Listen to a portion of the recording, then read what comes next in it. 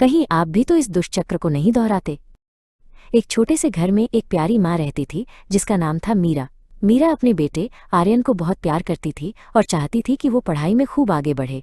वो हमेशा सपना देखती थी कि आर्यन अपनी कक्षा में सबसे होशियार बच्चा बने। हर शाम मीरा आर्यन को पढ़ाने बैठती। वो उसे अक्षर ज्ञान कराती, गिनती सिखाती और नई नई बातें बताती।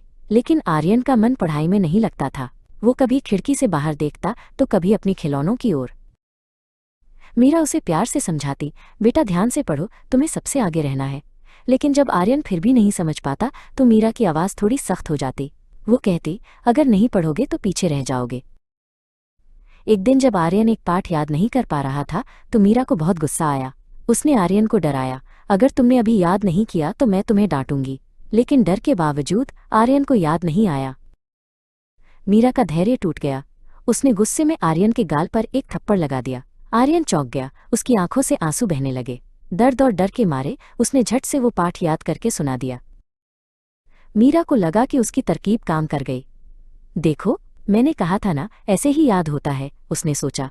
उसे लगा कि वो आर्यन को पढ़ाने में सफल हो गई है।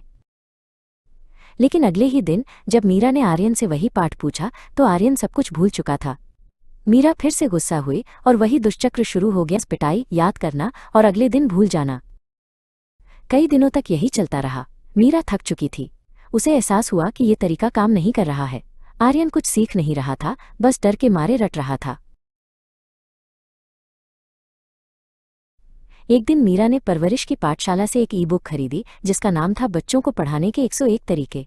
जैसे ही उसने उसे पढ़ना शुरू किया उसे समझ आ गया कि आर्यन क्यों भूल जाता था।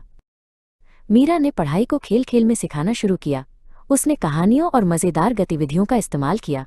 अब आर्यन को पढ़ाई में मज़ा आने लगा। वो खुशी खुशी सीखता और कभी नहीं भूलता। डियर पेरेंट्स, क्या आप भी इस समस्या से जूझ रहे हैं? तो अभी परवरिश की पाठशाला से ई बुक खरीदें और अपने बच्चे की स्टडी को मज़ेदार बनाएं।